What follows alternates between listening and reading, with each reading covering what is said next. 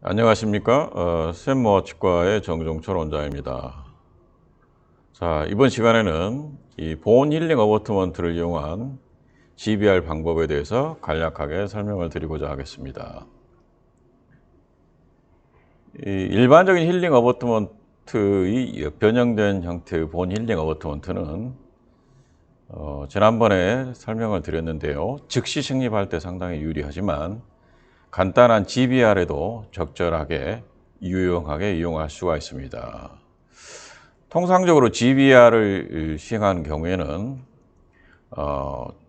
GH가 3mm인 경우, 즉 503이나 603, 또 703이나 803 같은 높이의 본 힐링 어버트먼트를 주로 많이 이용을 합니다. 본 디펙트는 이렇게 편측만 골 결손이 되는 디에센스 디펙트가 있고, 크게 나누면 이렇게 수직적으로 골 결손이 되는 경우가 있죠.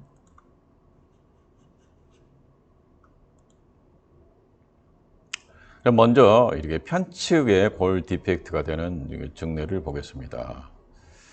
편측으로 디에센스 디펙트는 골 내 결손 또는 골 외 결손으로 분류를 할 수가 있습니다. 골 내 결손은 비교적 성공률도 높고 간단하게 우리들이 GBR을 시행할 수가 있습니다. 골 내 결손인 경우에는 GBR을 하기가 좀 어렵고 대부분의 경우는 비흡수성 막이나 아니면 타이타늄 멤브레인을 많이 이용을 하게 되겠습니다. 본 힐링 어버트먼트를 이용한 간단한 GBR 방법입니다. 이렇게 골 결손이 있는 경우 임플란트를 식립한 다음에 보통 편측으로 스레드가 노출되게 되죠. 이때는 임플란트를 식립하고 본 힐링 어버트먼트를 선택을 합니다. 보통은 높이 3mm짜리 503이나 603, 703, 또 아주 드물게는 803을 이용하게 되겠습니다. 다음으로 협측에 이렇게 골 이식을 골 이식을 시행하고 그 외측으로 흡수성막을 덮고 봉합을 하게 됩니다. 모든 GBR의 원리가 동일하죠. 봉합을 할 때는 충분하게 골막 절개를 해서 연조적으로 충분하게 늘린 다음에 할 수만 있다면 매트리스 봉합을 동시에 이용을 해서 봉합을 하면 벌어지지 않고 성공적인 GBR을 시행할 수가 있습니다. 골막 즉 페리오스탈 릴리싱 인시전을 한 다음에 주로 협측에 피판을 충분히 늘린 다음에 흡수성 막을 덮고 경우에 따라서는 내측으로 매트리스 봉합을 시행한 다음에 이렇게 봉합을 하는 경우가 많이 있습니다. 페리오스탈 릴리싱 인시전을 할 때는 골막만 조심스럽게 이렇게 절개를 해야 되죠. 골막을 충분히 절개를 한 다음에 연조적 피판을 상방으로 또는 하방으로 이렇게 당겼을 때 인접 치아의 교합면 레벨까지 쉽게 연조직이 따라 올라올 수 있을 정도로 이렇게 충분히 골막 절개를 시행한 다음에 봉합을 해야 됩니다.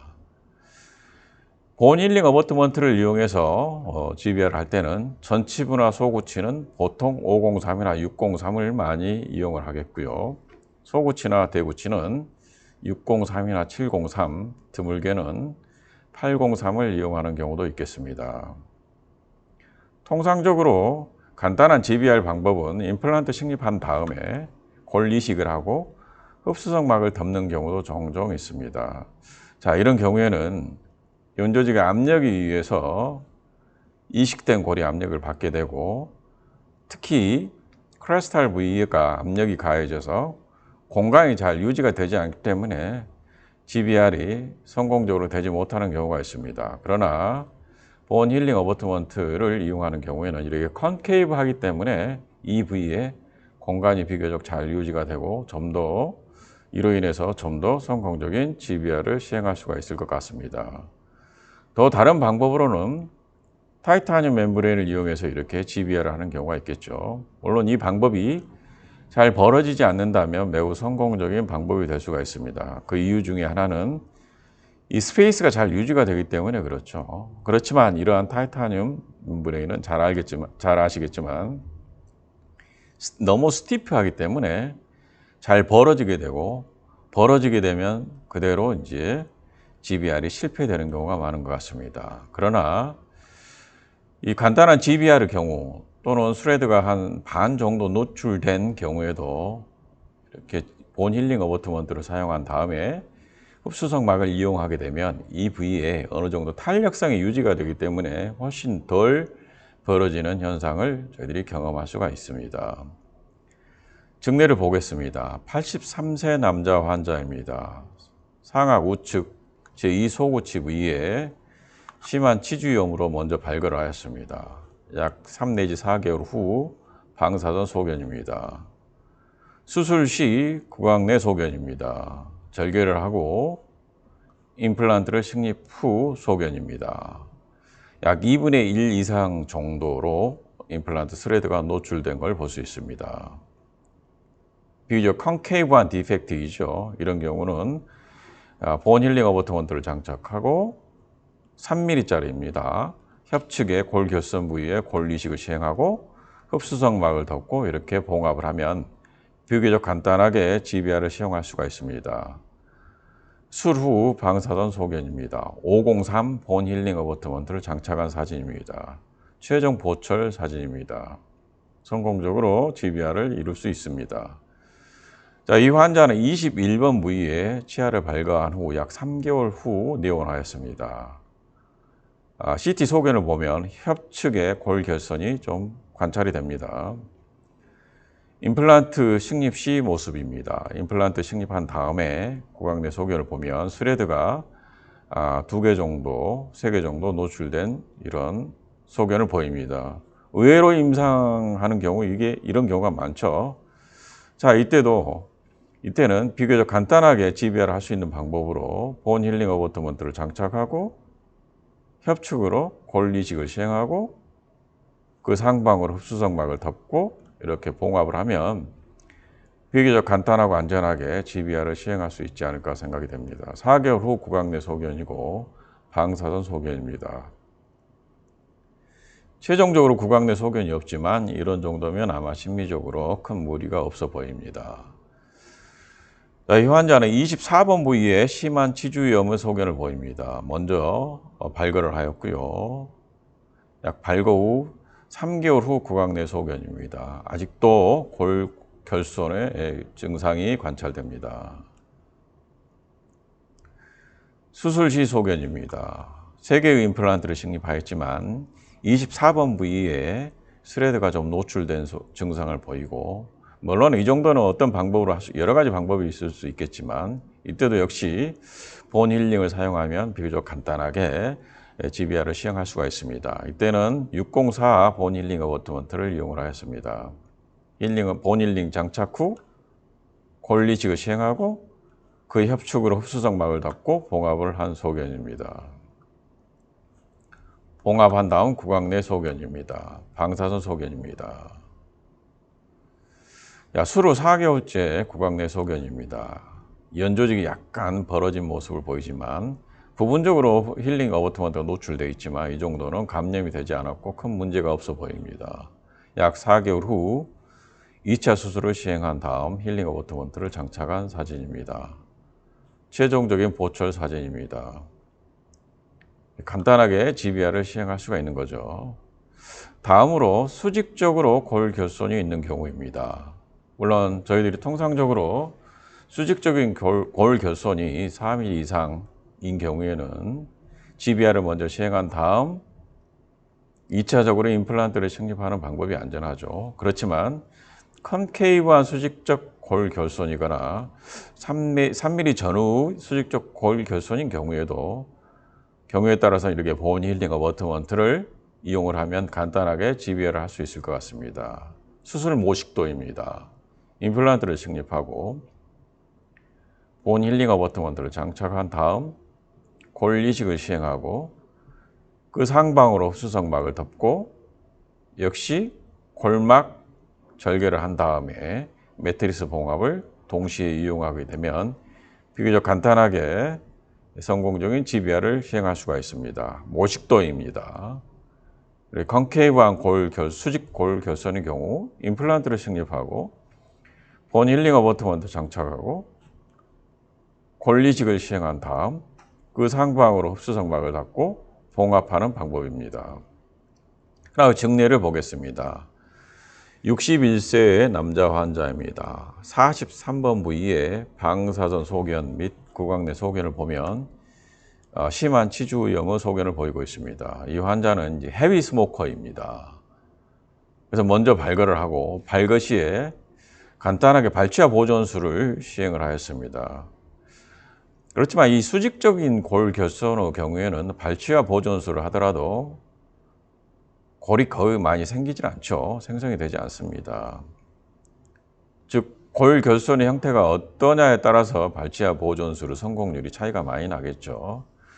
약 4개월 후 구강 내 소견입니다. 역시 골이 거의 형성이 되지 않았습니다. 절개를 하고 임플란트를 식립하였습니다. 스레드가 보통 약 4개 이상 노출이 되어 보이네요. 하지만 컨케이브한 본 디펙트이죠. 이때도 본 힐링 어버트먼트 장착하고 권리식을 하고 상방으로 흡수성막을 덮었습니다. 술 후 구강 내 소견입니다. 자, 이 환자 구강 내 소견을 보면 약 3개월 정도째 구강 내 소견인데 힐링 어버트먼트가 조금 노출된 소견을 보이죠. 플랫 컨트롤도 잘 되지 않고 역시 담배를 계속 피웠던 분입니다. 그래서 부분적으로 힐링 어버트먼트가 좀 노출된 그런 증상을 보였지만 완전하게 본 로스가 되지는 않았고 최종적인 보철 사진입니다.